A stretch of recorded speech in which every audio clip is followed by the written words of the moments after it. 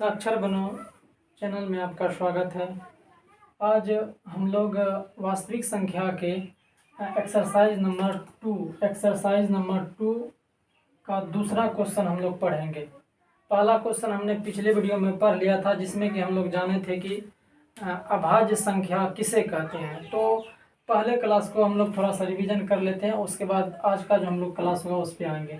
तो पहले क्लास में हमने बताया था कि अभाज्य संख्या किसे कहते हैं। तो अभाज्य संख्या के परिभाषा हम पिछले क्लास में बताए थे कि वैसी संख्या जो केवल एक से कटे और स्वयं से कटे, एक से कटे और स्वयं से कटे, वैसी संख्या को हमने अभाज्य संख्या कहा था। जैसे मानिए कि 2 हो गया, 3 हो गया, 5 हो गया, तो ये सभी संख्या कौन सी संख्या है? अभाज्य संख्या। क्यों अभाज्य संख्या है? क्योंकि ये सभी संख्या में एक से भाग लग रहा है और अपने आप से भाग लग रहा है।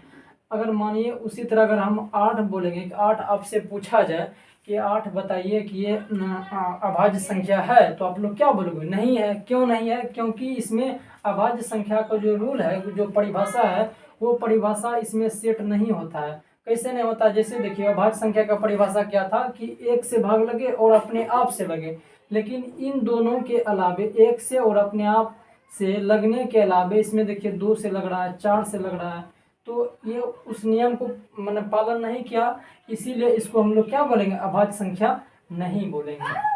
तो चलिए, अभाज्य संख्या का उपयोग करके आज हम लोग एचसीएफ ज्ञात करेंगे और एलसीएम ज्ञात करेंगे। ठीक, बचपन में आप लोग पढ़े होंगे, भाग विधि से एचसीएफ बनाते हैं, उसके बाद फिर एलसीएम वो जो ऐसे करके बनाते थे।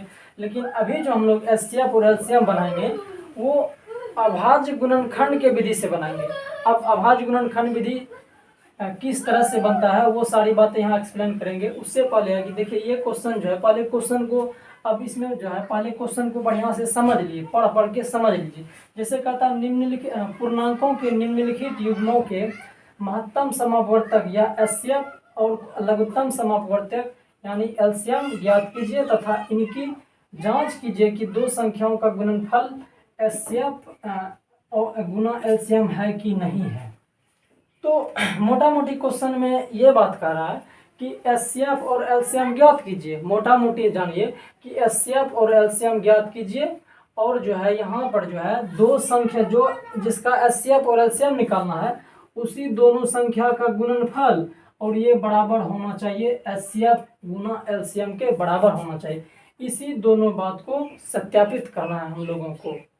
तो ये क्वेश्चन एग्जाम के दृष्टिकोण से उतना इम्पोर्टेंट नहीं है, लेकिन इसमें बेसिक कंसेप्ट है, और इसमें जो है बेसिक कंसेप्ट अगर आपको बढ़िया से पता रहता है तो हम लोग का जो बोर्ड एग्जामिनेशन में क्वेश्चन पूछा जाता है, उस क्वेश्चन को बनाने में हम लोग को बहुत सहूलियत मिलता है।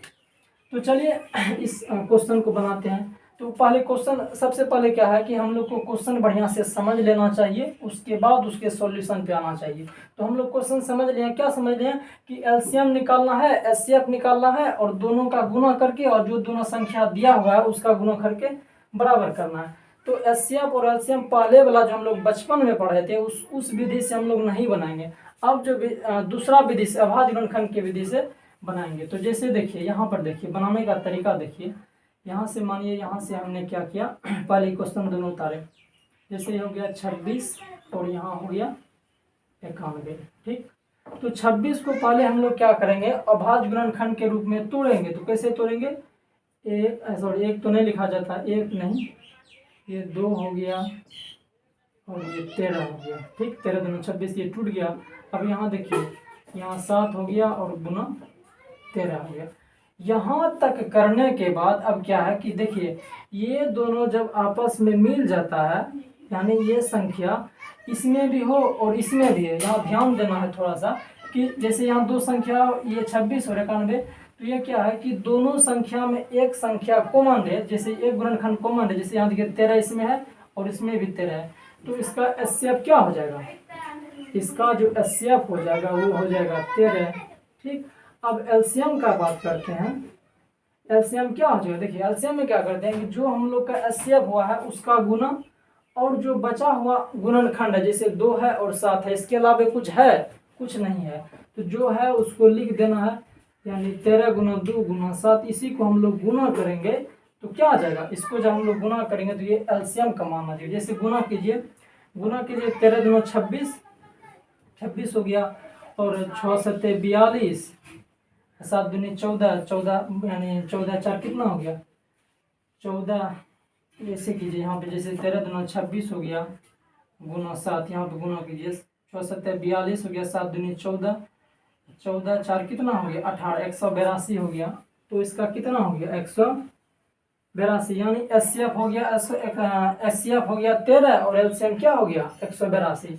अब तो एचसीएफ और एलसीएम तो हम लोग निकाल लिए बड़ा तेजी विधि से, फास्ट विधि से।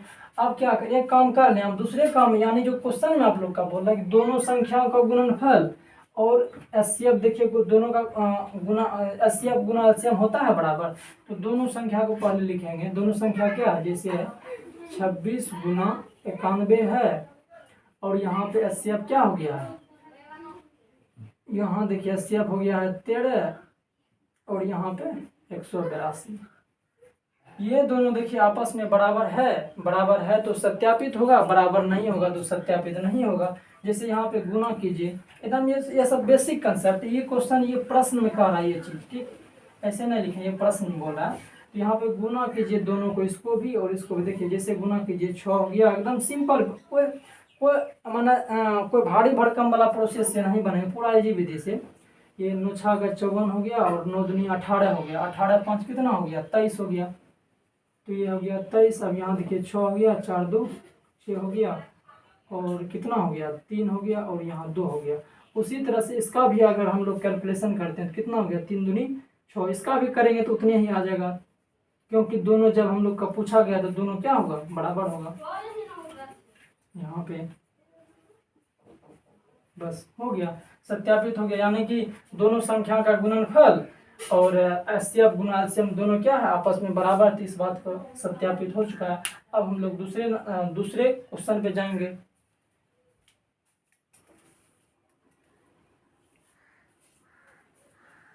यहाँ पे देखिए जैसे हम लोग पहला बनाए, सेम उसी तरह से दूसरा बनाएंगे, कहा कि क्वेश्चन एक है, सेम क्वेश्चन है, इसको भी एचसीएफ एलसीएम निकालना है, और पहला संख्या गुना दूसरा संख्या बराबर एचसीएफ गुना एलसीएम करेंगे, इस यही बात करेंगे यहाँ पर भी। तो सबसे पहले वही बात कीजिए, देखिए अगर जो भी बच्चे पहले नंबर को नहीं समझे हैं वो दूसरे नंबर समझने का कोशिश कीजिए। जैसे यहाँ देखिए पहले हम लोग क्या है कि यहाँ 510 है, इसको 510 लिख लिए, और उसके बाद देखिए इसको पहले हम लोग अभाज्य गुणनखंड के रूप में तोड़ेंगे। तो अभाज्य गुणनखंड जैसे हम बोलेंगे वैसे आपको समझ जाना है कि वैसी संख्या जो 1 से कटे और अपने आप से कटे और किसी दूसरी संख्या से नहीं कटे। तो यहाँ पे देखना है कि पहले देखिए ये 2 से कट रहा है ना, अगर 2 से कटता है तो उसके बाद यहाँ क्या बचता है, कितना 2 से भाग इसमें दीजिएगा तो कितना होगा, यहाँ पे देखिए, यहाँ पे इसको पहले तोड़ना है, छोटे छोटे प्रोसेस, छोटे छोटे में तोड़ना है। जैसे पहले अगर इस यहाँ से नहीं हो पाता इसको तो यहाँ पे थोड़ा सा हम लोग रफ करते हैं। जैसे यहाँ 510 देखिए, अब यहाँ 2 से भाग देंगे तो यहाँ कितना 2 दूनी 4 बच गया, और यहाँ 5, और यहाँ फिर कितना 5 हो गया।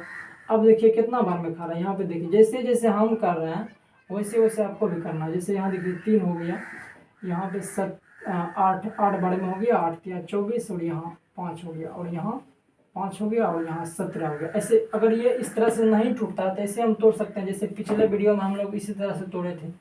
अब यहाँ से इसी चीज़ को हम लोग को यहाँ लिख लेना है। तो यहाँ हो गया 3 गुना 5 गुना 7 17, यही चीज़ हो गया, एगो चीज़ टूट गया। अब दूसरा को तोड़ना है, कितना है दूसरा 92 है, दूसरा 92 है, 92 को उसी तरह से तोड़ना है कि 92 को यहाँ ऐसे लिख लिए, इसको तोड़े तो यहाँ कितना बार में 4 बार में, 4 दूनी 8, यहाँ 6 बार में 40 हो गया। अब यहाँ पे देखिए कितना 2 बार में, यहाँ 2 और यहाँ 23, इस तरह से टूट गया। यहाँ देखिए हो गया 2 गुना 23, यानी ये चीज़ जो है अभाज्य संख्या के रूप में टूट गया। अब इसको जो एचसीएफ है, एचसीएफ है उसको एचसीएफ की जगह लिखेंगे, और जो एलसीएम है वो एलसीएम की जगह लिखेंगे। जैसे यहाँ देखिए यहाँ पे एचसीएफ इसका क्या हो जाएगा, एचसीएफ जो मिल रहा है उसको ऐसे मिला देंगे, जो नहीं मिल रहा है उसको वैसा का वैसा ही रहने देना है। तो यहाँ एचसीएफ क्या हो गया, जो मिल रहा है वही एचसीएफ हो जाएगा, ये 2 हो गया। अब एलसीएम में क्या हो जाएगा, एलसीएम में जो मिल रहा है उसको भी लिखेंगे और जो नहीं मिल रहा है उसको भी लिखेंगे। 5 गुना 17 गुना 2 हो गया और गुना 23 हो गया। अब ये चीज़ कैसे लिखे, पहले ऊपर वाला लिख लिए, 3 है तो 3 दे दिए, 5 है तो 5 दे दिए, 17 तो 17 दे दिए, फिर 2 है तो 2 दे दिए, फिर 23 है तो 23 दे दिए। अब इस सबको क्या करना है कि गुना करना है। इस सबको क्या करना है, यहाँ से देखिए इसका एलसीएम क्या हो गया, इसका एलसीएम 23 40 0 हो गया। अब इस चीज़ को हम लोग को सत्यापित करना है। यहाँ इसको ऐसे भी लिख सकते हैं कितना, कि दो संख्याओं का गुणनफल, यहाँ ऐसे भी लिख सकते हैं इसको,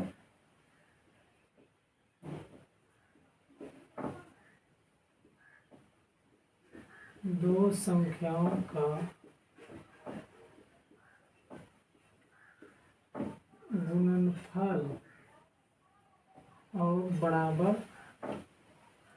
एचसीएफ गुना एलसीएम। ये हो गया दो संख्याओं का गुणनफल क्या है, यानी 510 और ये पहला संख्या हो गया, दूसरा संख्या 92 हो गया, और यहाँ क्या हो गया, एचसीएफ हो गया 2 46 0, यानी इसका वैल्यू हो गया आपका, दोनों को गुना कीजिएगा, इसका वैल्यू कितना हो गया, यानी ये इसका बराबर ये हो गया। तो ये दोनों बात क्या हो गया, सत्यापित हो गया। उसी तरह से अगला सवाल ये 3 नंबर का, सेम टू सेम जैसे ये बनाए हैं उसी तरह से ये भी बनेगा। जैसे ये दोनों तीनों बन जाएगा, ये वाला चीज़ खत्म हो जाएगा। तो यही बात इसमें इतना था। तो अगर हमको माना बेसिक कंसेप्ट बढ़िया से पता है तो सवाल को बनाने में कोई दिक्कतदारी नहीं है। अगर ये वीडियो आपके पढ़ाई करने में मददगार साबित होते हैं तो इस वीडियो को आप अपने दोस्तों के बीच शेयर कीजिए। अगर आप गार्जियन हैं तो आप अपने बच्चे को दिखाइए। अगर आप खुद एक विद्यार्थी हैं, यानी इस बार मैट्रिक का एग्ज़ाम दीजिएगा, तो आप इस वीडियो को बारीकी से देखें और अपना पढ़ाई को बेहतर बनाएं।